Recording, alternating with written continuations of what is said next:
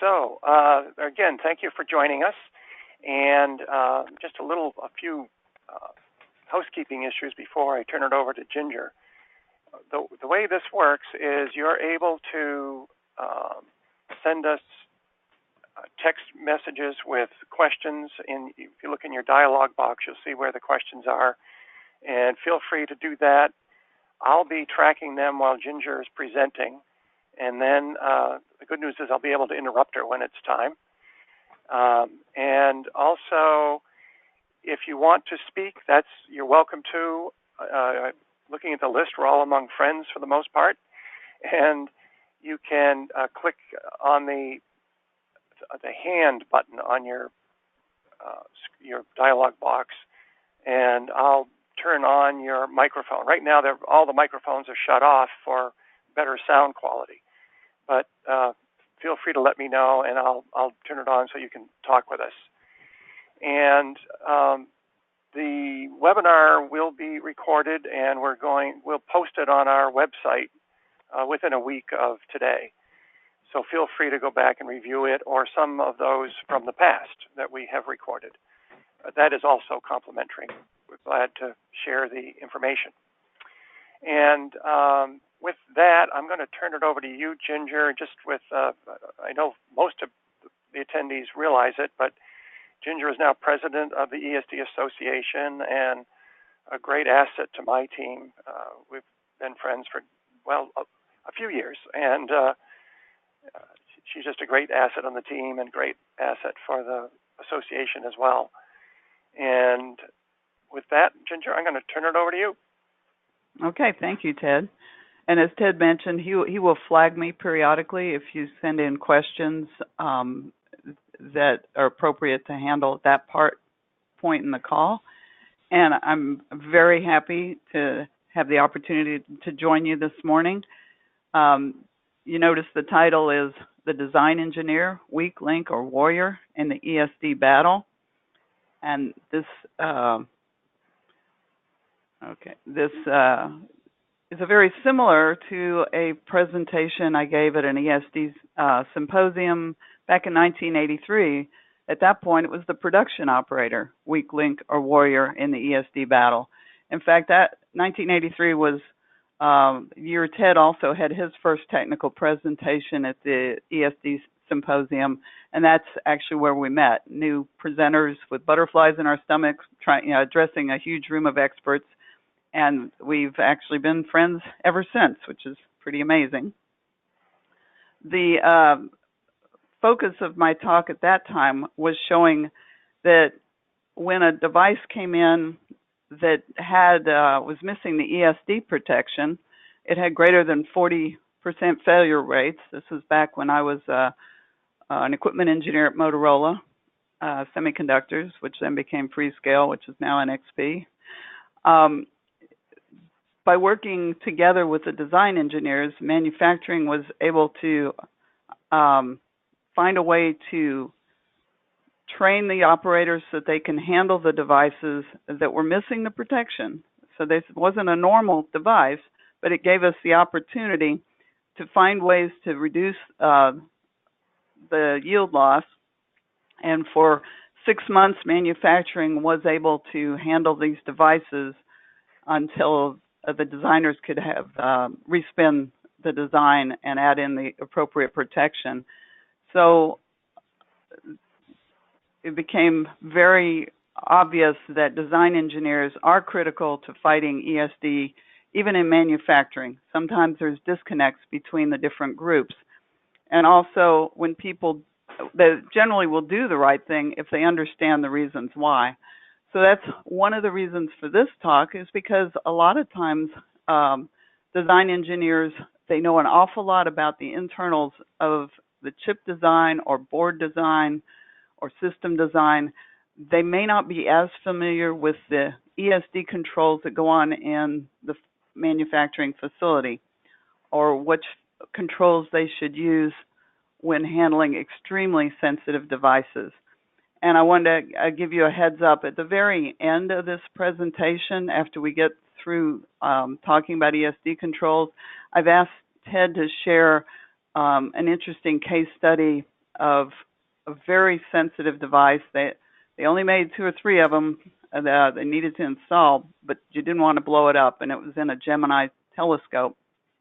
So if you have time to stay on the line at the end of the presentation, he will walk through the different ways that these techniques can be used to protect very, very sensitive and expensive devices.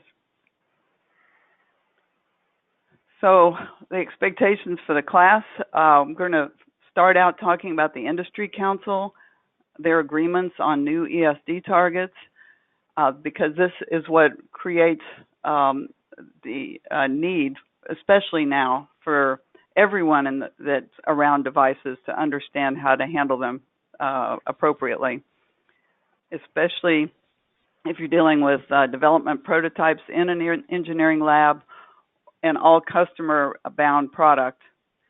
Also, a lot of attention has been given to human body model. Basically, that is pretty much under control from a manufacturing point of view. That's why you see people wearing wrist straps, heel straps, that sort of thing. That's grounding the people. But charge device model has some additional needs that aren't always well understood. So we need to have the qualification data to know what parameters we need to meet for control. There are circuit board designs that should be taken into account for charge device model. And of course, there's system level issues. So we also have some real world examples that will show the increased ESD risk from CDM, which is charge device model, CBE, which is charge board events, and cable discharge events. So first, I often hear from design engineers that say, well, I never touch the product. I don't really need to wear a wrist strap. I don't need to understand these things. So I have a couple questions, and so you can answer them to yourself. But do you ever handle an ESD sensitive device or a board or a test assembly? In saying this too, many people are not aware that boards and assemblies can be more sensitive than devices, so you actually need more controls.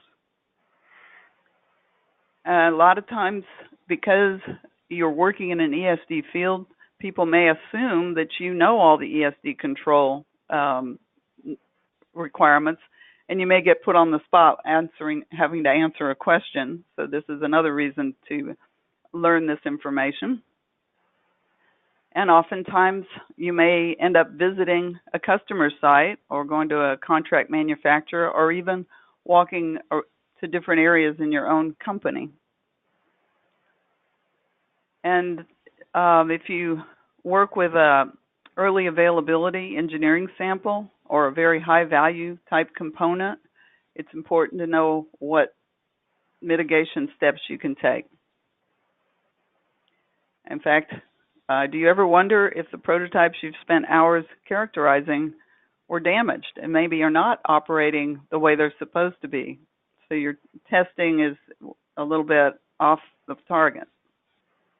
And of course, many of us who may not touch product in the factory or at work may do computer updates at home. They may put in memory, disk drives, other upgrades.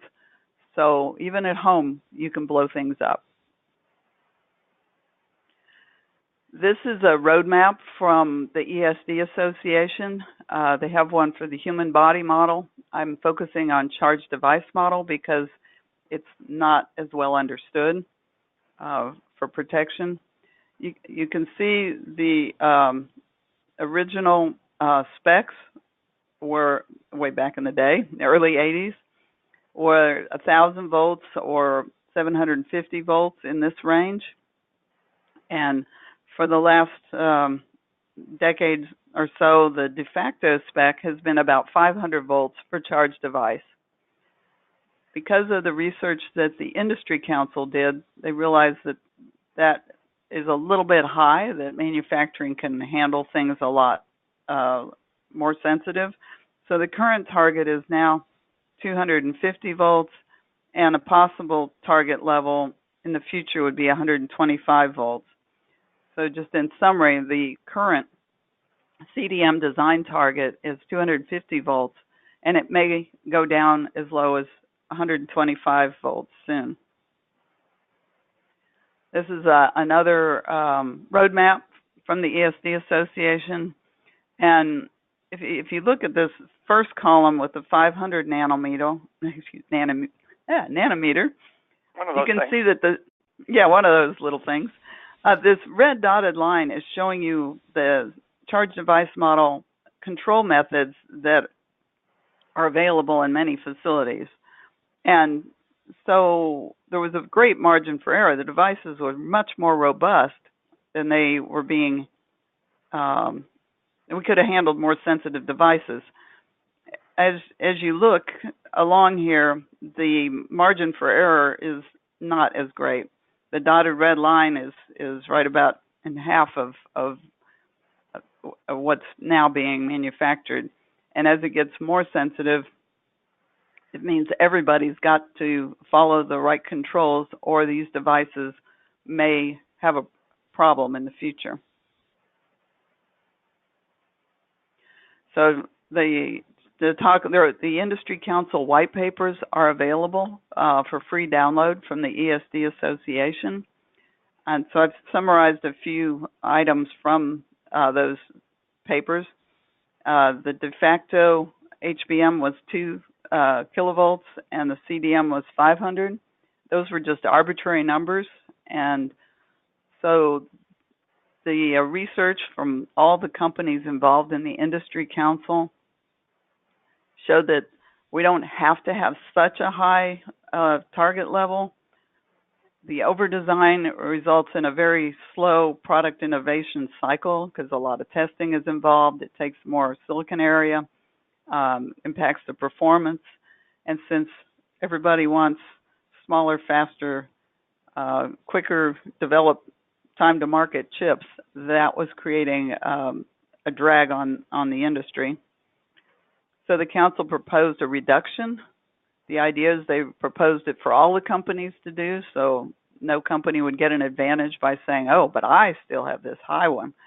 And so as an industry, the target levels have reduced, and the new levels that are being used are 1 kilovolts for a human body model and 250 volts for charge device model. And as I said, the CDM levels are expected to fall. So manufacturing is ready for these new lower levels. But what about design and test engineers? Has anyone thought about telling them? So that's why we put this class together. Because the Dangelmayer Associates team does a lot of assessments for manufacturing facilities. We also go to a lot of engineering labs and various development facilities.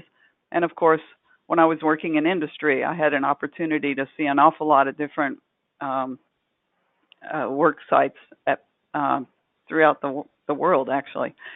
And so in engineering labs, some common things that we've seen are the people aren't grounded. There may be a lot of static generating materials, not much thought to using metal tools. There's generally not a compliance verification plan where somebody comes through and checks that everyone's following the rules. Mats may not even exist, or if they do exist, they may not be grounded. And the ESD floor, well, there isn't an ESD special floor. So there's usually many things that could go wrong. And so sometimes we wonder if there's a new law of physics that engineers just don't generate static. Unfortunately, that is not a new law of physics, and we all generate static. This is a photo of a typical bench that we took during one of our assessments. It may look like your bench.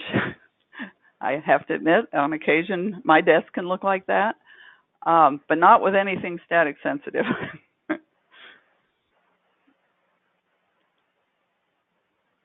So one of the things that's important important in a for manufacturing, of course, they're used to benchmarking their level of quality with other manufacturing sites.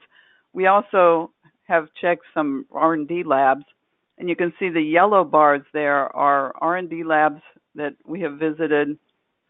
This would be the first visit. Often we work with these facilities to get them up to the preferred or acceptable range. Having a benchmark lets you know how you're doing compared to your other facilities, either in your company or at your customer's facility and at your competitors. So this can help you overcome the cultural challenges to doing ESD control. Having an outside ESD expertise helps. Having different eyes come through and look at your facility. Often people are afraid to actually look at ESD controls because they think it's going to be very expensive. If you gradually implement ESD requirements, for example, if you're going to buy new chairs, every new chair is an ESD chair. Over time, you end up with that level of passive ESD control and it didn't break the bank because you've implemented it slowly. Having advanced education is very good. Take webinars such as this. Go to the ESD Association meetings and symposiums. I know many of you are actually involved on the working groups and the standards, so you're actually helping set the standards that will go out throughout the industry. Event detectors are a very good way to see what's really going on in your facility. You can just set one on the workbench during the day, and when you hear it beep, you know that there's been some kind of an ESD event, and that can help with training. People that don't think they generate charge will realize they do. And also, you can respond to the beep by taking corrective action. Having a core ESD team is also important because they can set realistic requirements for a lab. And if you have an approved materials list, that means that you can have standardization. Your work mats will all look the same. It's not just the latest thing somebody found cheap on eBay. This can be very important, too, as companies purchase other companies, because you can end up with a mix of items in an area, especially in the labs, and it's hard to get a uniform control program if you've got all sorts of different materials. So we're going to talk about some of the basic ESD controls that the Industry Council recommended. I said if your devices are relatively robust, they can withstand greater than 500 volts human body model or greater than 250 volts charge device model, then basic control programs are effective. And the basic programs are fairly simple. Ground your people, have a static safe workstation, and use good packing materials that won't generate charge and create problems. If you have need for extra CDM control, you've got to take some extra steps with controlling your insulators, controlling charge boards and devices, and avoiding hard discharges. We often refer to that as metal-to-metal discharge, and using metal tools can be a real problem there.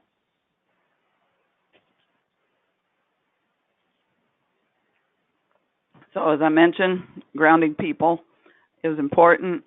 In engineering labs, sometimes it's difficult to get people to wear a wrist strap, and it can be problematic if you have very expensive materials and you don't want the wire of the wrist strap to pull the materials off onto the floor.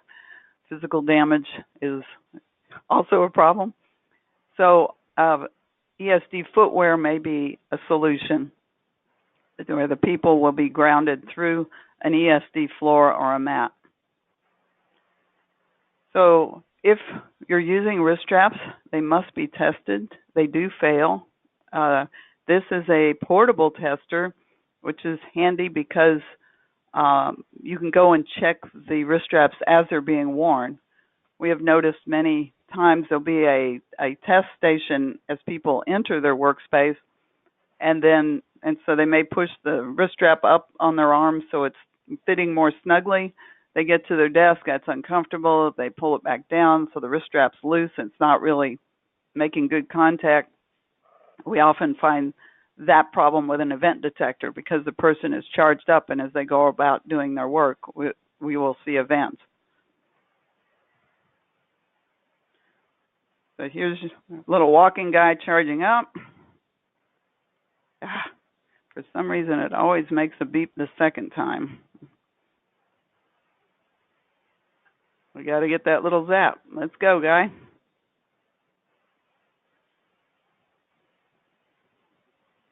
I don't know if you heard it. It went zoom. Nope, didn't hear it. Okay, well, so somehow the sound isn't connected in. But anyway. We can take your word for it. Yeah, I made the zoom, so now you know. So this chart is showing one of the new tests in the 2020 standard, which is the gold standard for setting up an ESD control program in manufacturing.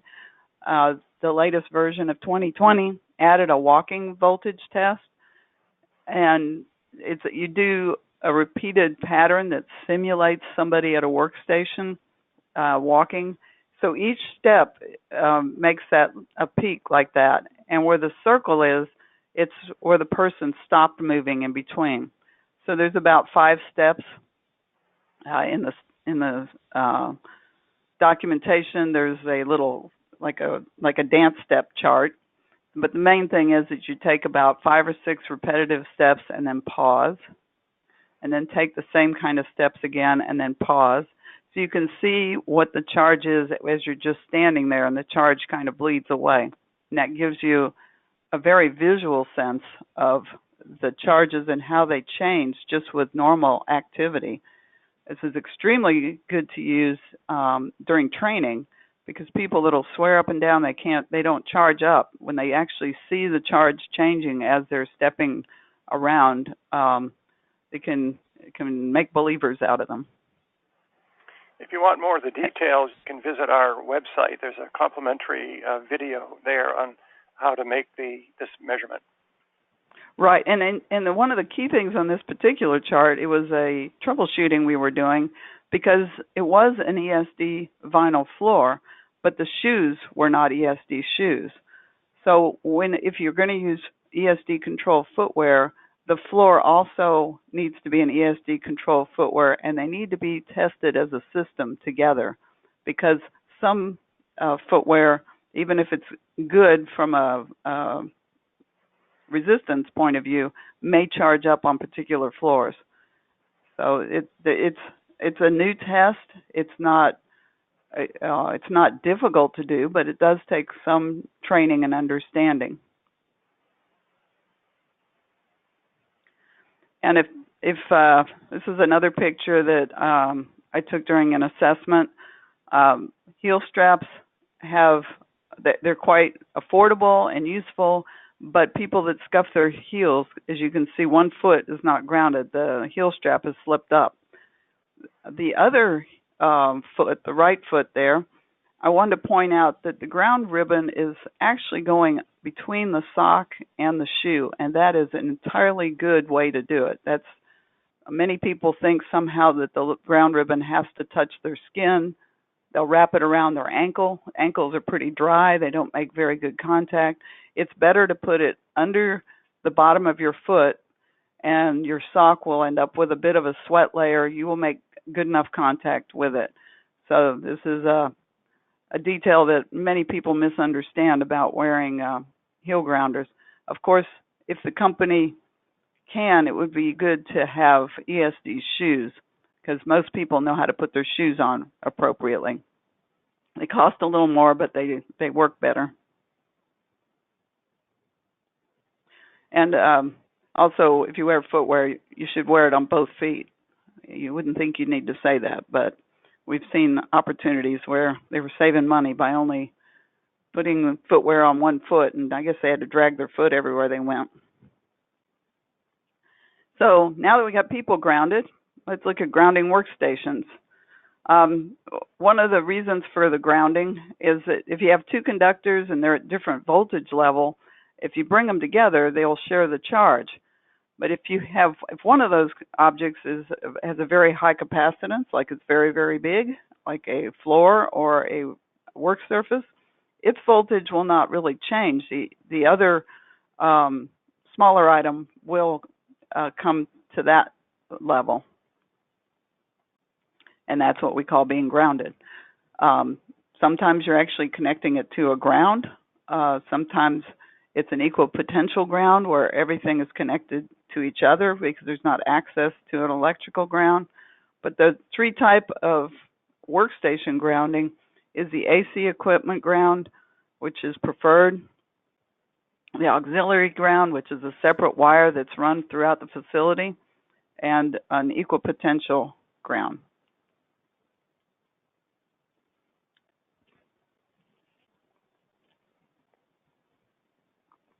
So this is a picture of a workstation. It's out of the workstation standard.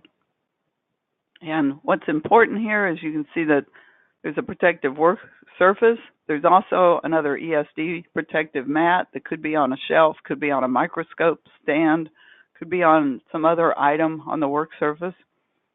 They're all connected. There's also a floor mat. They're all connected to a common point ground. You can see over on the left side of the desk. And from that ground, either it would go to an equipment ground or go to an auxiliary ground. This is also a grounding point where the wrist strap is connected, and that also goes to the common point ground. Ted, do you see my cursor if I'm moving it around? Do you see a little arrow? Maybe not. Yes, I do. Yep.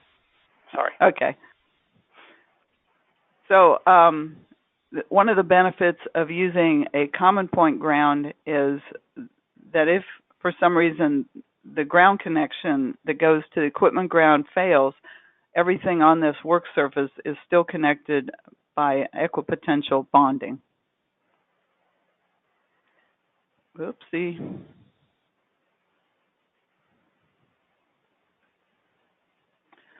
Equipotential bonding is also used a lot for field service repairs.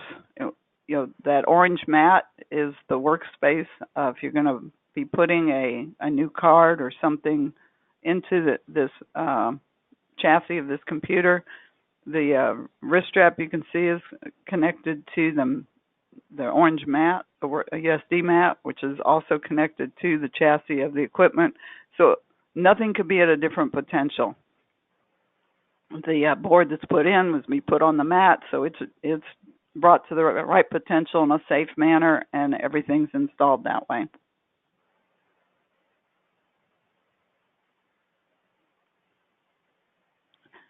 So one of the things for ESD labs is perhaps we talk about an EPA, which is an ESD protected work area. There may be some areas that need extreme controls, some areas where you have production, perhaps returns, rework, customer units, and that needs a certain level of controls. And then perhaps there's a general R&D area where the parts are pretty robust and you want to just have passive controls. So let's talk about what passive ESD protection would look like. So some kind of ESD floor, either a ESD carpet, which many labs have carpet in them, and they're very good ESD carpets that tend to not charge people up even if they're wearing regular street shoes. Also, there are rubber flooring materials that tend to not charge. So you'd have a desk and cover that with an ESD mat. Perhaps have a floor mat. And then have a common point ground. A chair would be an ESD chair, and this would have ESD wheels on it. This little drag chain you see here is not really an effective way to ground things. Often you'll see them because it's a good visual and people know that, oh, that's a drag chain. That's supposed to ground things. It's better to have ESD casters or wheels. And same thing with this equipment cart. It's got ESD wheels. So passive ESD protection, you've got a good floor, you've got a good work mat, the cart has a work mat on it and it's all grounded, and an ESD chair. So about 80% effective for ESD control. Notice we don't have any controls here for people yet. So somebody working there without a wrist strap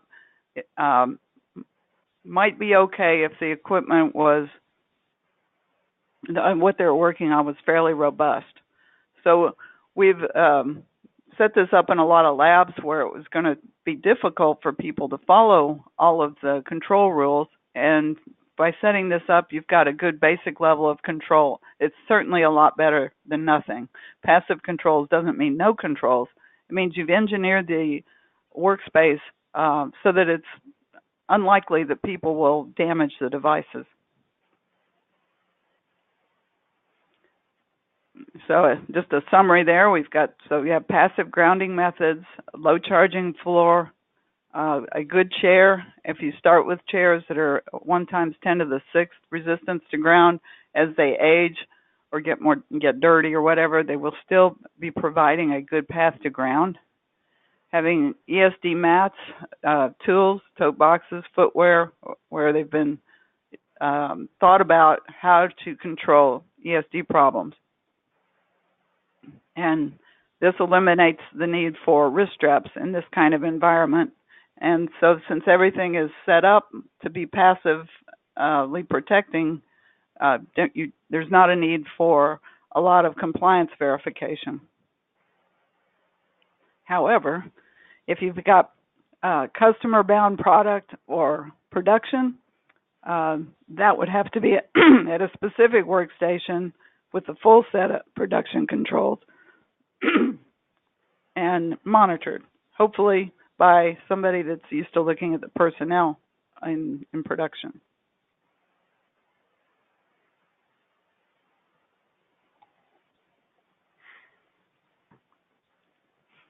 So if you have sensitive components, we need to start with the passive controls, add a wrist strap, add some more protective type materials for circuit boards and devices.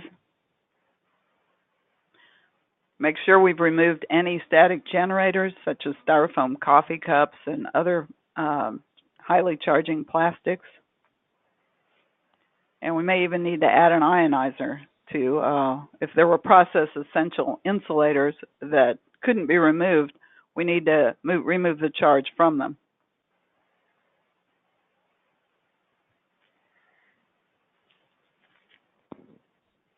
So this is the full ESD protection is recommended for Class 0 components and for circuit boards, because circuit boards can have a higher capacitance, which can create a bigger chance for damage.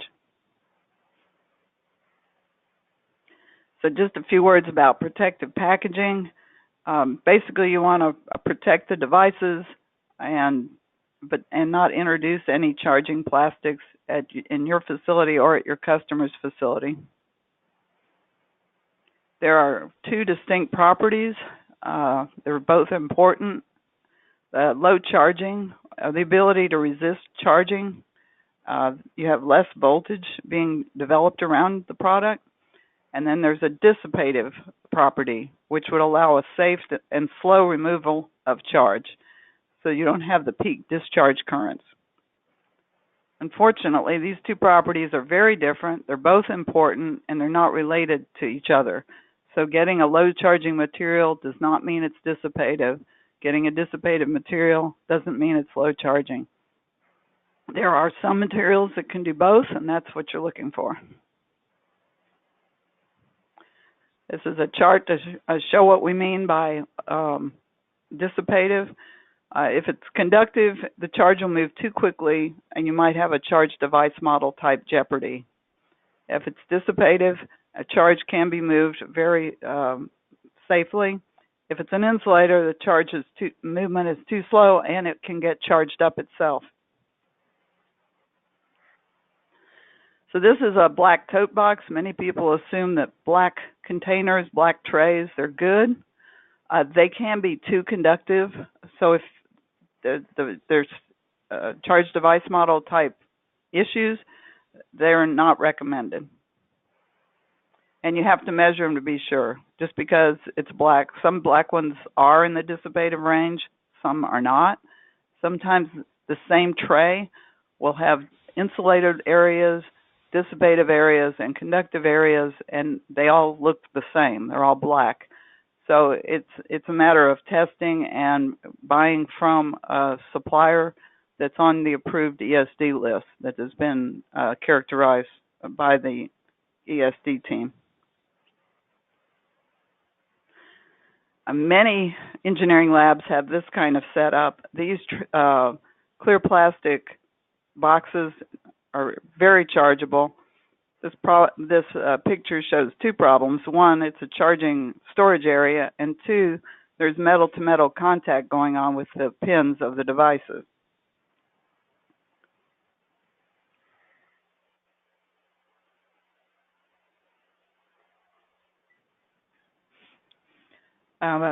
Many of you, I'm sure, have seen these metallized bags.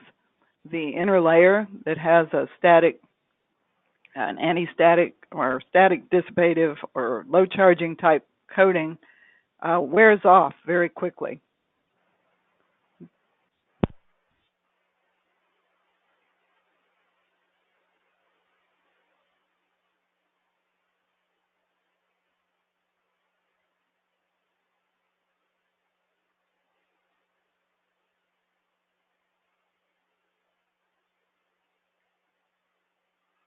Ginger, we can't hear you. Are you on mute?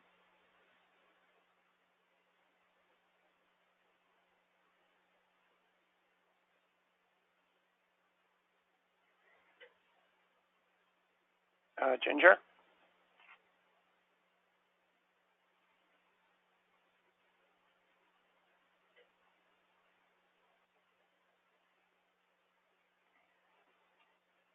I'm going to give her a call, let her know.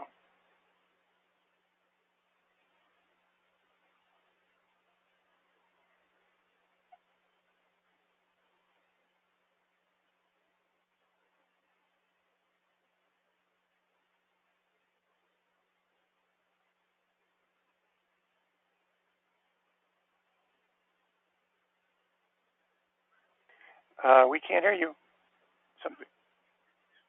Not on the call, not on the webinar.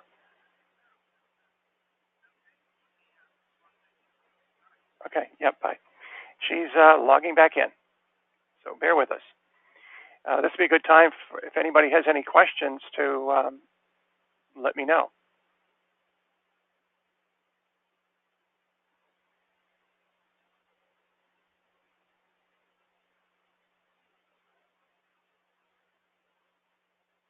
I don't know why we can't hear her.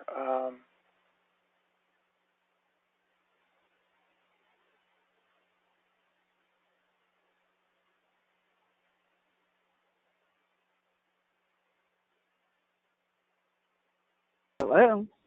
Yep, that's better. Can you hear me now? Yes. Sorry, it's allergy season in Texas, so I put the phone on mute to sneeze, and when I came off mute, it didn't come off. So sorry about that. I'll try not to sneeze in your ear. So, did we miss a few slides there, Ted, or I think we're... Yeah, a couple. I think we could move on, though, probably. You were there when we I was... Right. And basically, just because the bag is still shiny and metal doesn't mean that it won't charge up devices. So ESD controls are important. Also, you still need to have the basic ESD control elements, such as grounding people and having the dissipative work surfaces people can be a source of charge device model damage as well. And the whole process, if you have charge device model issues, should be inspected for metal-to-metal contact, and using an event detector is a great way to find those. Even placing a device on a circuit board can create a metal-to-metal contact issue. So the two different models that we focus on, the human body model can be seen at a relatively low magnification. The rise time is relatively slow compared to the charge device model, which is why we talk about both of them. Charge device model has a very, very fast rise time and can create just a little pinhole of damage. I like to show both models on the same chart. So you can see that charge device model damage can be over and done with before the human body model even gets its shoes on to head out the door. Obviously, there's very different controls. Design engineers know this. They have to operate and come up with chip designs that can handle both of the kinds of damage. But this CDM model, when we talk about metal-to-metal discharge, that's very fast, and that's one of the things that creates that. Ginger, we had a good question related to materials, and the question is: are there any needs of packaging materials that haven't been, or unmet, I guess, or unavailable that would be beneficial, such as packaging clothing? There are needs that can be met. The unfortunate thing with packaging is everyone wants them cheap. They don't want to spend money for packaging. There are permanently dissipated materials that do not have just the surface coating that'll wear off. They tend to be a little bit more expensive, but like I say, they're permanent. The topically treated type materials, if they're stored in a warehouse, that surface treatment can just evaporate. Go ahead. I was going to add that sometimes it's difficult to get containers or materials in the dissipative range.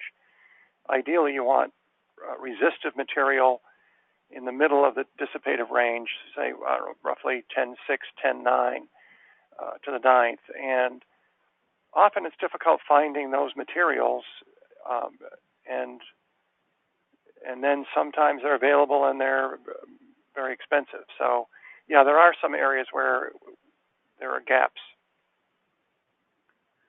Yeah, I was going to mention, Ted, when I was talking about the permanently dissipated materials, some of them are clear, so you can see through them, which reduces the need to pull boards out of a bag to look at them, which reduces handling, and it's a very good thing.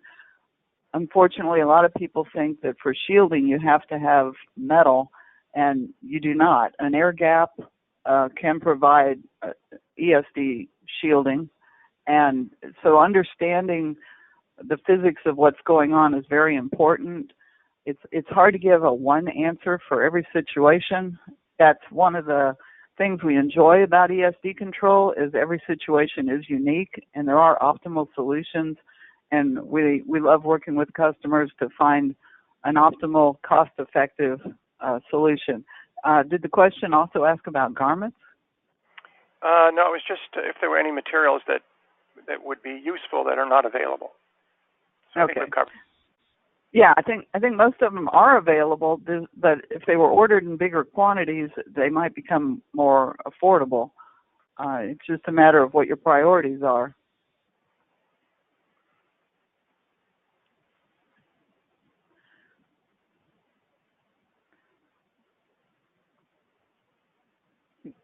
So the Industry Council also has focused on if your devices are more sensitive, then the passive controls won't be effective. You need to have more detailed controls, and they outline those to be redundant elements, so you have a higher safety. If one element fails, the other ones will be fine. That's often a reason that people will use ESD chairs and ESD floors, even in an area where people are wearing wrist straps. And that's so if a wrist strap fails, there's still a ground path for that person to the floor. By the way, when I mentioned wrist straps, if somebody is seated, according to the standards of the ESD Association, a wrist strap is required for seated people because we've observed that people don't always keep their feet on the ground. You can't count on them grounding through a floor. So if it's in the detailed ESD controls because of the more sensitive devices, be sure that wrist straps are utilized appropriately. Compliance verification is important on the materials that are being used, and it's always good to have before and after data. If you have a problem device that's failing, it's an opportunity to do before and after. Because once an ESD control is put in place, management's very reluctant to have you turn it off just to see if the problem comes back. This little box up here in the top right corner is an event detector. I'm not sure that form factor is still available, but there are many types of event detectors. There's a little antenna that will pick up the pulse that happens with an ESD event. This metal tool was creating some problems, the metal solder in this issue, and also this metal fixture that the device was being placed into. By using the event detector, quite a few problems were isolated in this manufacturing facility, including the fact that the work mat wasn't grounded. So using an event detector is a very valuable technique for finding where events may be occurring. We mentioned tools. This was a problem a client had that actually shut down their line for a number of months. It was a defense manufacturer. And something as simple as a screwdriver, when you move the handle in your hand, especially if you're wearing gloves, you can get 1,000 volts on that handle, which induced 28 volts on the metal tip. Using a current probe, we were able to see 2 to 7 amp discharges. And by using this setup, we're able to replicate the problem that the customer was having. And so this is a good example of understanding the physics of what's going on and what the possible problems can be. You can do a root cause and find out where the charged device damage was occurring on the boards.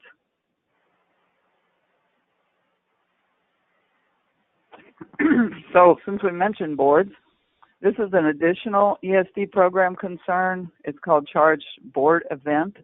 There isn't a model because there's not a standard board, but it does really happen. The board has more capacitance, so there's more current. Also, the cable discharge is another problem. It can be unpredictable. So grounding the cable first to the most robust point is important. I sometimes take this to also mean when I'm plugging my laptop in with the power supply, I put the power supply into the electrical outlet first in case there's any charge on those cables before I plug the other end into my computer. You want to go to the most robust point first. And we're also going to talk a little about new product introduction guidelines. So just some quick questions because I can't see your show of hands. Can a sensitive device be damaged when it's on a circuit board? How many of you say yes? How many say no?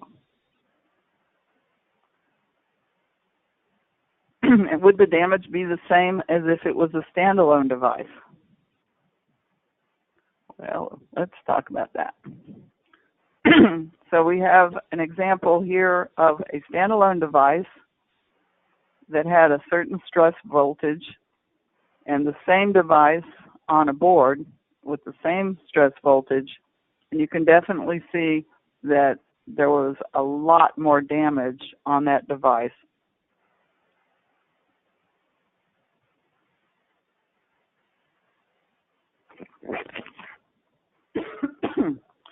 So the higher capacitance means a higher current at lower voltage.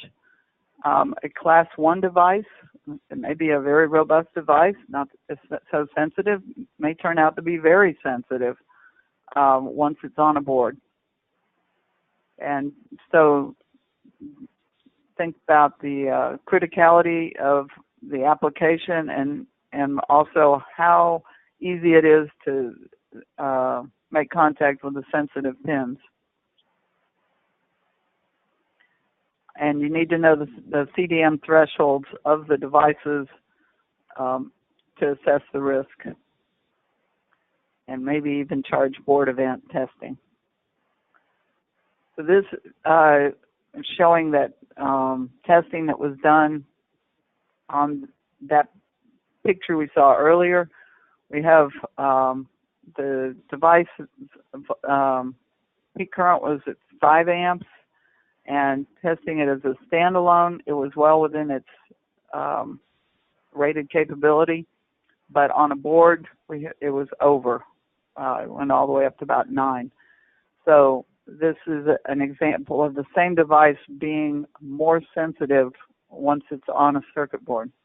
And generally, we all think we can handle a device on a circuit board more safely, and so this is a myth that has pervaded. It is easier to handle it physically. You can hang on to it easier, but you're more likely to do damage to it once it's on a board. This is how that testing was done, doing the standalone and also with the device on a circuit board. There's a thin sheet of plastic here, a little dielectric film to isolate the board from this metal field plate. And the resulting damage was this big melted place that many experts thought it was EOS. I think by the new definition of EOS, it could be defined as EOS. I think the new definition is electrically induced physical damage. The peak currents of 25 amps have been measured. So by showing you these different pictures, hopefully next time you see failure pictures from your failure analysis lab, you can check into it a little more quickly. And also data that splits out ESD damage from EOS damage in your facility, those may need to be combined together because a lot of EOS is caused by initial ESD problems. Charge board event, it's also not a test method for qualification. It is a good tool for failure analysis, and the reports can be very revealing. It often looks like it's caused by a non-ESD overvoltage, overcurrent, or overpower. So when you have circuit boards in your facility, and we've talked about metal-to-metal damage, this is not a good way to store your circuit boards. Over here, circuit boards on top of each other. There's metal, perhaps making contact between these boards. So this is an example of what not to do. Now, cable discharge event. It's also not a test method for qualification. You can get unpredictable events when you set up equipment or when you're installing cables onto equipment. As we mentioned, ground the most robust point first. You can put it on an ESD mat. And so here is a cable that was being installed onto this circuit board. There's a big picture of it. And this is a different kind of event detector, and you can see that a number of events happened during the installation. one of the reasons is these cables were sent in a plain plastic bag that was highly chargeable. And that's kind of common practice because cables aren't ESD sensitive, but charged cables can cause ESD damage. So I want to talk about the design transfer, some oversight case studies. This is the chart I showed at the beginning of the presentation. One of the reasons we had to do all those ESD improvements to our control program was that we had over 40% failure rate because there was a missing ESD protection on the HMOS microprocessor. The design and product engineers were unaware of the defect. It was a customer supplied design, so it's not like they withheld information from manufacturing. They didn't know either. And when it came in and the issue, we saw we were having all the failures, we had to do a collaborative effort to identify the problem and redesign the device. And as I said, we were able to handle it very carefully and continue to process the units through the facility, and then the design was changed. So this is a crisis as opportunity type situation. The ESD control program improvements ended up with much higher yields overall because we had to address this one particular problem. Another example at AT&T, when Ted was working there, it was a circuit pack production yield losses that came in. There was no ESD data included in the design transfer, so manufacturing didn't know what was about to hit them. They had a 15-volt charge device model threshold problem, so it ended up with 100% failure rate on some lots, and it just bounced around. They didn't know what their rate was going to be. They had a $1.2 billion sales jeopardy, and this was a few decades ago, so that was a lot of money. But for a relatively small amount of money, a shunt was engineered that could keep the damage from occurring. Here's a picture of the shunt. It was a dissipative foam with a magnet that you could stick the part to it. The part had a metal lid, evidently, so the magnet would hold it. And all the leads were shunted together until it was installed on the circuit board, and then the magnet can be removed. So after the device redesign, this workaround wasn't necessary, but it was a good example of what can happen if manufacturing doesn't know a very sensitive device is coming. A lot of money could have been saved if they had known and been prepared for it up front. So one of the objectives with design transfer is to avoid an ESD crisis due to an unexpected class 0 device or some kind of system malfunction. We want an opportunity to use the NPI process, or new product introduction process, as an opportunity to communicate the product requirements, share the qualification data. That way your design work will be properly cared for, and use a checklist so the important details in a transfer are covered. And one of those details should be the ESD sensitivity for both human body model and charged device model. So the design team requirements for NPR are to establish what the minimum design requirements are, what the withstand voltages are. There's also system level test performance that can be done with IEC 61000-4-2. The design team doesn't always have the device withstand voltages if they're designing the circuit boards, so I'll need to try and ask for them, get them, and provide that data to manufacturing. Any class 0 ultra-sensitive devices should be flagged, and perform a risk assessment if you have to use the sensitive devices, and make sure the corrective actions are in place. Now, manufacturing has requirements for MPI. They need to add the device withstand voltages to any transfer checklist and find out what the stress test results are. They need to make sure that the design satisfy ESD design requirements and that it's signed off by the program manager. And flag all Class 0 devices so that manufacturing can do a risk assessment. And define application appropriate ESD Class 0 requirements. And this may require a customization by ESD subject matter expert or people expert in handling very sensitive devices. So there's an initiative to find out what the device ESD sensitivities are, try to get that information, and come up with application appropriate programs, list what the pin specific information is, so you know which are the most sensitive pins, and address any confusion between the device and the system level information.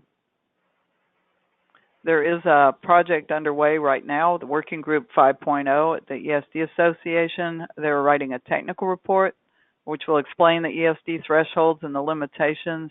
They're coming up with sample data sheets, so this information will be available. Anybody on the call that's interested in that should touch base with the team. I believe the report should be printed very soon, probably within the first half of 2018. Industry feedback and review is welcome and necessary. This is a big thing to start providing that information. So the engineering, design engineer role in ESD control, to avoid using Class 0 devices whenever possible, to understand the appropriate levels of ESD control for development lab and production environment, and to request and share charge device model data with manufacturing, to collaborate with manufacturing to identify potential ESD hazards. The circuit board designers should consider CDM, CBE, and CDE mitigation techniques. That's charge device model, charge board event, and cable discharge event. And the design engineers should know and understand and use manufacturing ESD rules for any expensive or critical prototypes and for any customer-bound product. And just to refresh your memory, the manufacturing ESD control rules are to assume that all electronic components and assemblies are sensitive to ESD damage, and that all conductors in the environment, including people, should be electrically connected to ground. Never touch a sensitive component or assembly unless you're properly grounded. That includes managers coming into the facility or visitors. Don't let them touch devices unless they're properly grounded. Don't transport or store or handle sensitive devices except in improved containers or at an ESD protected workstation, and to require suppliers and subcontractors to follow the same basic rules.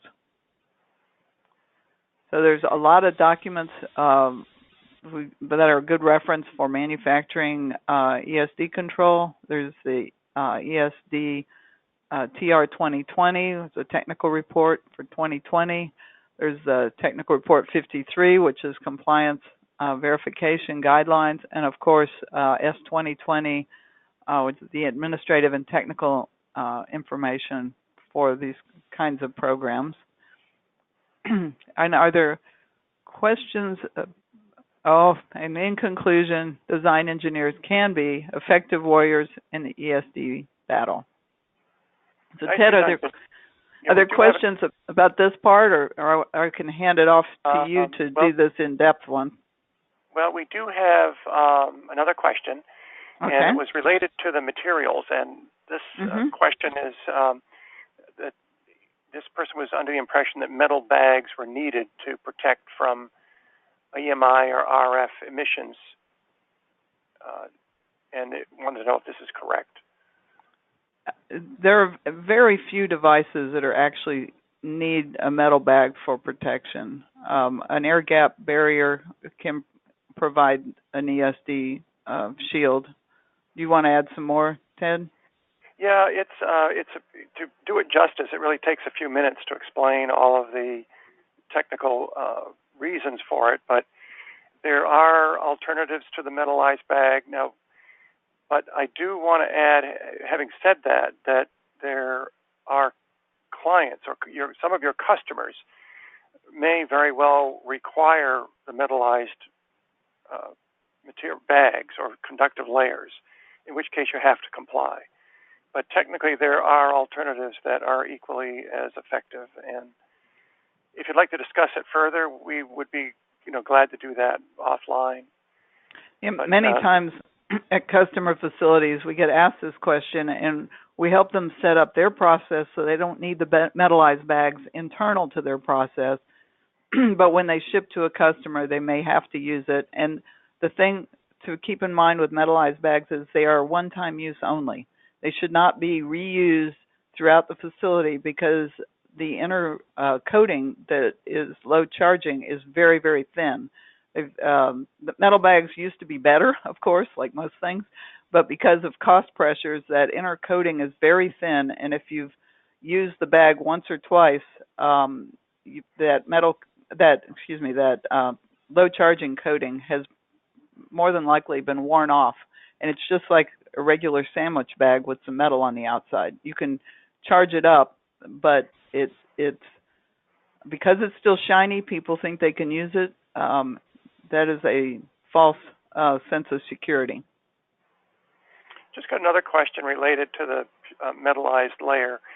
And this one is, how do you guarantee an air gap with a circuit board inside the bag? And I would answer that one by starting, again, we're getting into a little more, it's a little off topic, but let me try to briefly explain it. The bag material itself has a thickness that results in a dielectric strength. And most of those on the market have about a 5,000 volt dielectric strength just in the thickness of the bag, which, hopefully you don't have greater than 5 kV threats in your factory. But in addition to that, the bag inherently provides additional protection in other areas associated with the bag. Yeah, cardboard box, for example, has an air gap just in the corrugations, and the board can be put in there. Sometimes bags are also put in a bubble wrap kind of situation, which has, of course, air gaps. And I've seen packaging where a board is suspended between two pieces of low charging film, like cling film, and it's supported that way. Also, clamshells that are molded out of the appropriate materials suspend a board so that there is an air gap around it. Yeah, another comment was made here that in some applications you have extreme sources of external stress that may require the shielding, such as in the military applications. So that's one of the reasons that it is mandatory for defense manufacturing products. Very good questions. Yep, excellent question. Now, going forward, let me just actually, as a quick aside, what I find very interesting is there are exceptions to some of these sensitivities, meaning that there are items such as pattern generation masks for wafers will be sensitive to the field. They, a relatively minor voltage gradient on a mask with, fine geometries can be damaged by just simply bringing a charged object near it quickly and moving it away. And what we find is surprising when you go into wafer fabs, often the masks are not shielded. And that's a case where they should always be shielded. And they're very expensive, and they do a lot of damage if they're not accurate. Yeah, and you can reproduce the damage over and over again. So um, it's an interesting phenomenon. You go into circuit board factories and you see metal ice bags everywhere, and the vast majority of the time you don't need them. But when you look at the reticles where you do need them, they're not. The shielding is not there. So it's kind of a interesting dilemma. Let's see. What are we doing? How are we doing for time, Ginger? Here we could. Well, I think we blocked out an hour and a half, and we've covered the most of the class. If people have other things they need to do, they can leave. I thought this example of delving into kind of unexpected problems in an engineering lab might be of interest to some. I really appreciate those of you who have joined us today. Any feedback or questions or follow-up, please email us. If there are other topics for webinars that you would be interested in, also please let us know. It's always more fun when you're in a room and get to see everybody face to face, but no one had to travel, so this was great. I really appreciate your time and attention. And now I think, Ted, if you want to take the screen back and step through these at your own pace, because I know you know what you want to say about the different, this was something the Dangelmayer Association helped on a very expensive Gemini telescope, and there were quite a lot of details they found that are useful in other kinds of troubleshooting approaches. Well, I'll tell you what, Ginger. Let's continue like we are, just to save a few seconds. Okay. And I'll just tell you when to advance. You can just go beep, and I'll click. Yes. Okay. Exactly. This case study we've included because it's a lot of the work was done in a laboratory environment, and it is a case where there essentially was one of a kind, and meaning that it's not a high volume scenario, but a case where even one failure was too many. And in this particular scenario, what we're talking about is the Gemini Observatory in Hawaii, and the request was to get help replacing and upgrading the electronics, or the CCD arrays in the telescope. They had tried it themselves and destroyed two of the arrays, and then asked for help. And as you can see, they were very expensive, $175,000 each. And if we go to the next click there, Ginger, here is an image of the door for the telescope, and the CCD array is that black rectangle in the middle of the hardware that is there. There are actually three CCD arrays in there. Yeah, thanks, Ginger. And again, each one of those is almost $200,000. And the sensitivity was down around 10 to 20 volts. There was no ESD protection. So if we can go to the next slide. This was one of the setups in the lab, and on the right you see an ESD event detector, and you see a wire running to it. This particular event detector has the capability of capturing amplitude and exact time of discharge. So we had it monitoring every step of the operation, and our objective was to get the CCD arrays effectively and safely into the door and telescope. And we set 10 volts as our maximum allowable discharge level. So with it set at a specific distance, each and every operation was monitored, each cable connection, etc. And if you go to the next click,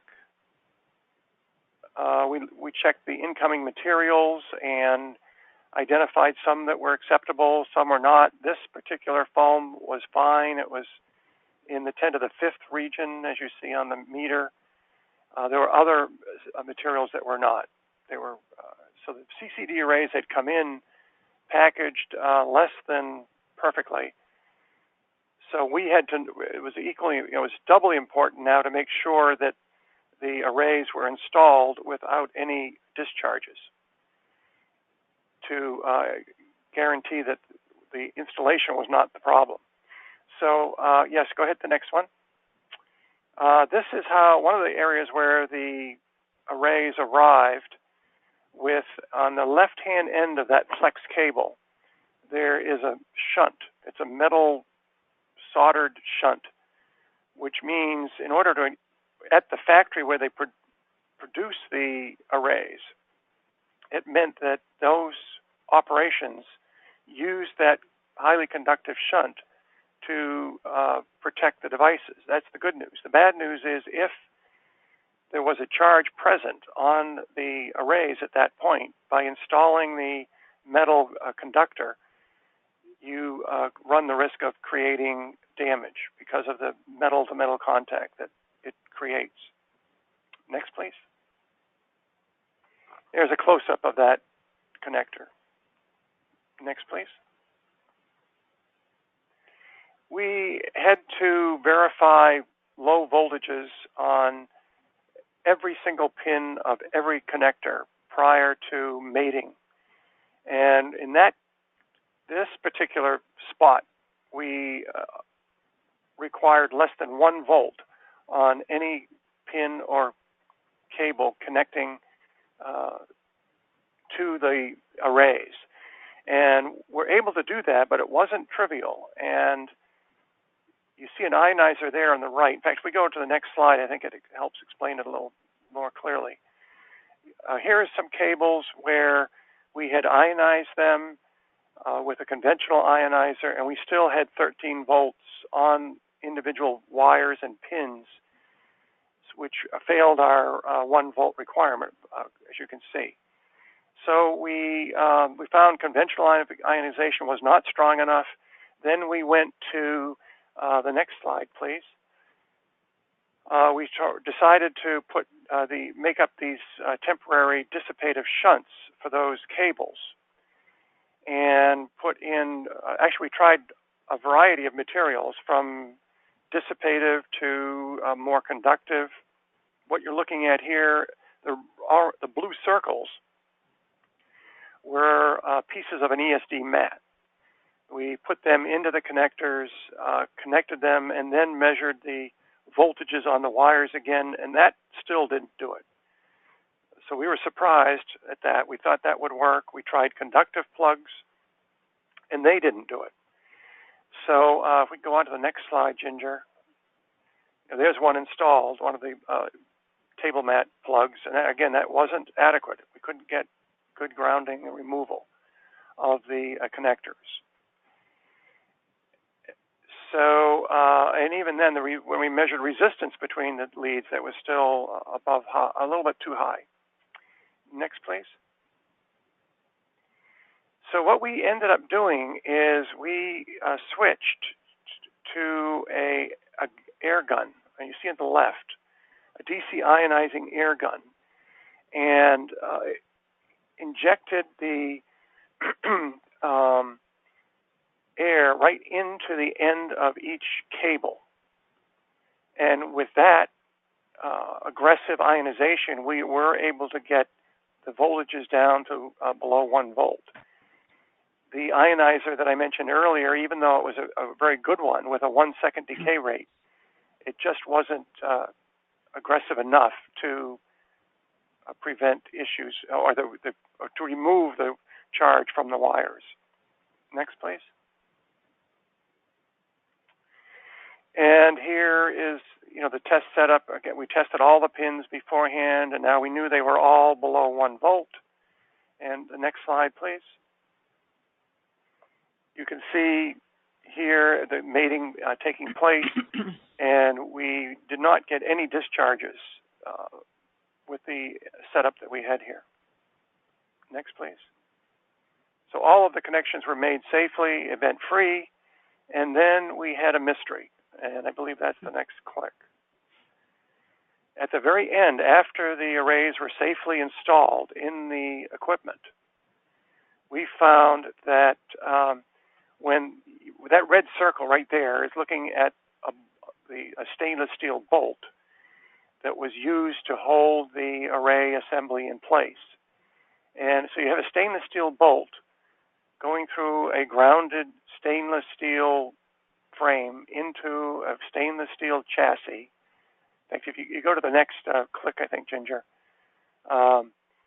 what we found is that we got an event. We got a discharge while this screw was being inserted into the hardware. Now, it did not jeopardize the electronics, but we did get the event, and those of you who know Terry on our team, when we got the discharge, Terry and I looked at each other with this quizzical look. What in the world could that be?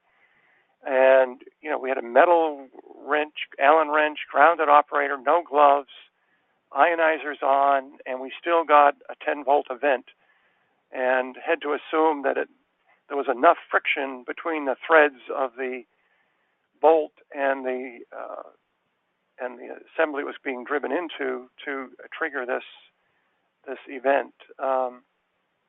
Very interesting scenario at the end of the line, but everything worked. It was installed and worked just fine.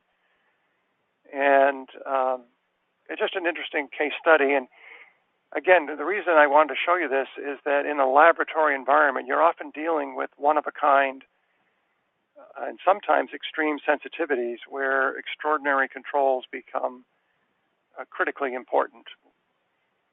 And with that, we have one more question, and it actually connects to the comment on that slide where it said no gloves. There was a question about are nitrile gloves the best choice for Class 0. I would say the best glove for Class 0 is no glove at all.